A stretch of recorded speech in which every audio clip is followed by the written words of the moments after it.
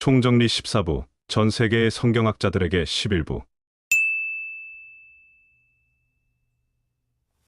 오늘 여러분과 공유할 내용은 그동안 14만 4천에 대해 알게 된 모든 사실을 종합해 볼 때 어린 양의 신부들의 닉네임이 14만 4천이 된 이유에 대해서 추리한 저의 추측입니다.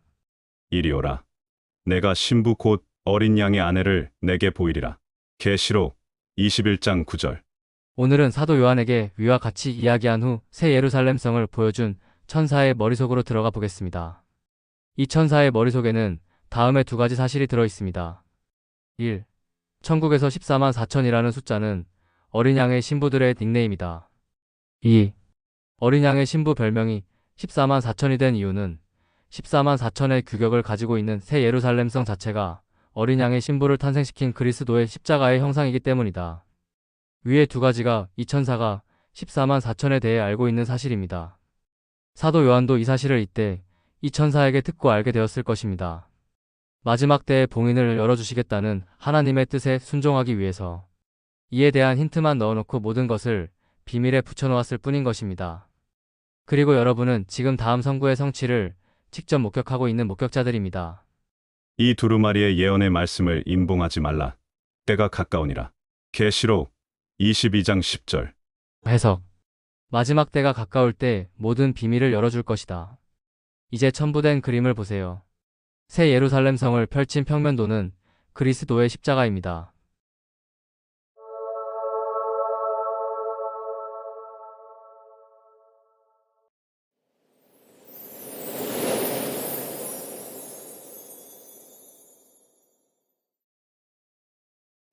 내가 진실로 진실로 너희에게 이르노니 한 알의 밀이 땅에 떨어져 죽지 아니하면 한 알 그대로 있고 죽으면 많은 열매를 맺느니라.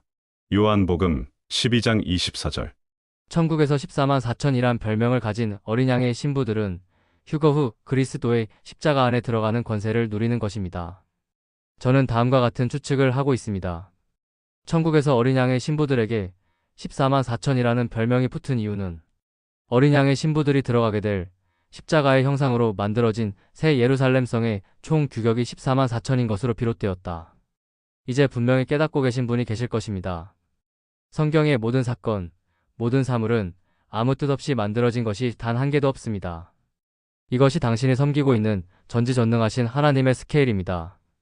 그리고 우리는 몇 달 안으로 하나님께서 직접 지으시고 아브라함도 보기를 간절히 원했던 찬란한 새 예루살렘 성을 지난 역사 모든 믿음의 조상들과 함께 우리 눈으로 직접 보게 될 것입니다.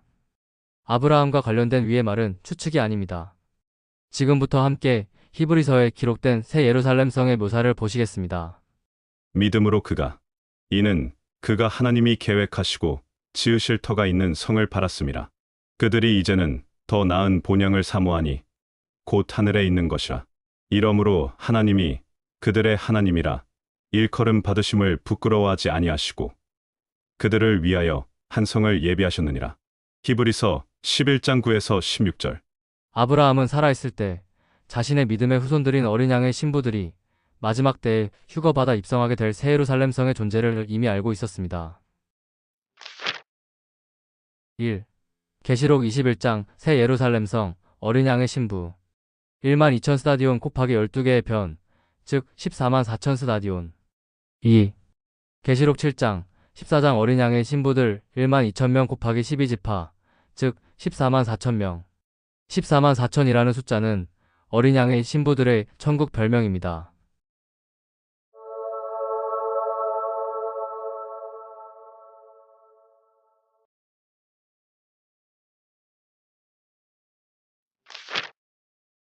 제가 지금까지 해드린 이야기를 돌이켜 생각해 보십시오.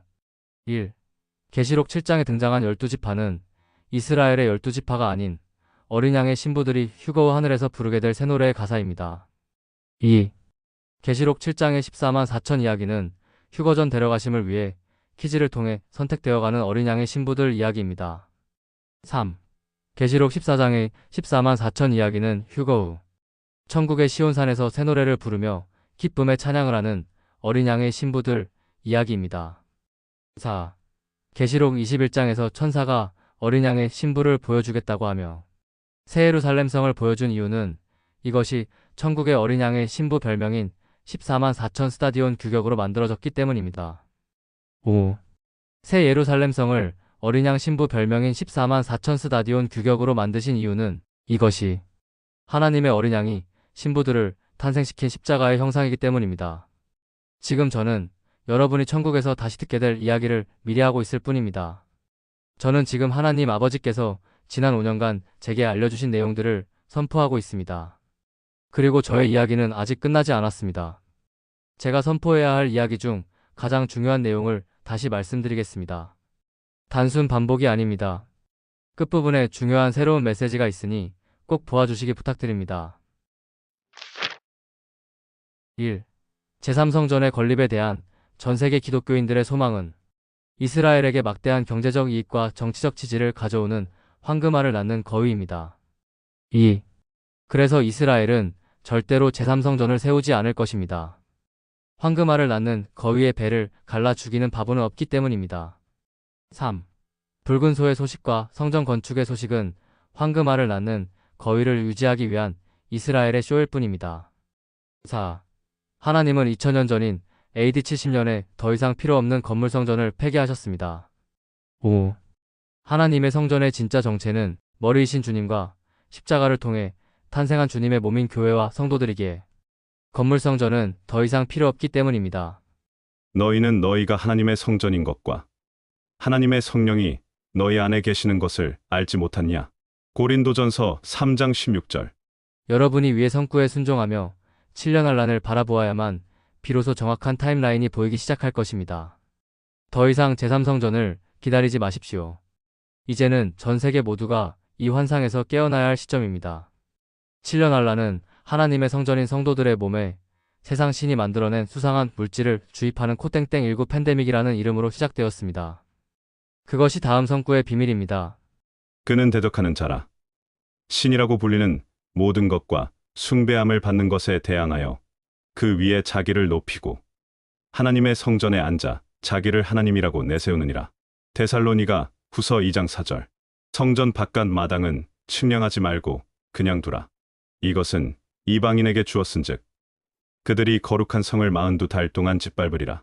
계시록 11장 2절. 위 성구는 백신도 주사기도 없던 2000년 전 성도들의 눈높이에 맞추어져 기록된 시각적 은유일 뿐이며 이 모든 성구들은 이미 5년 전 성취되었습니다. 결론을 말씀드립니다. 7년 한란은 시작된 지 벌써 5년이 지났고 이제 다가오는 10월의 초막절부터 6번째 봉인이 시작됩니다. 택하신 자를 구원하기 위하여 짐승의 권세 42달을 계속 감해주시던 하나님의 인내와 은혜는 2달 후 5번째 봉인이 끝나면서 함께 끝이 납니다. 그 날들을 감하지 아니하면 모든 육체가 구원을 얻지 못할 것이나 그러나 택하신 자들을 위하여 그 날들을 감하시리라.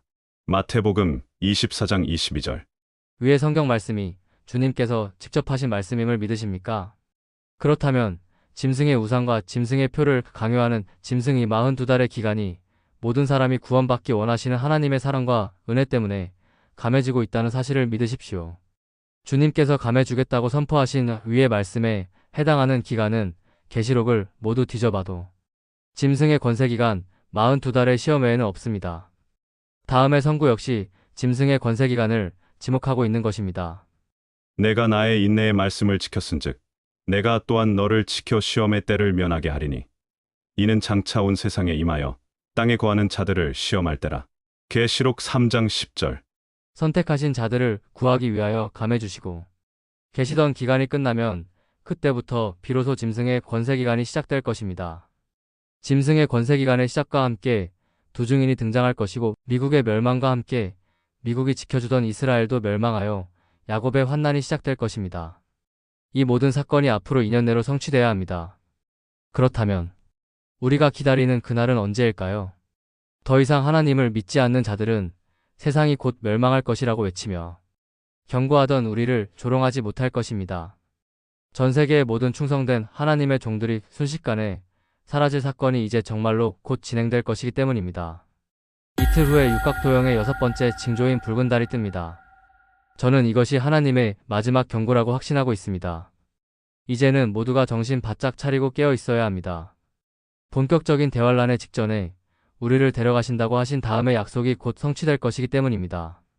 너희는 스스로 조심하라.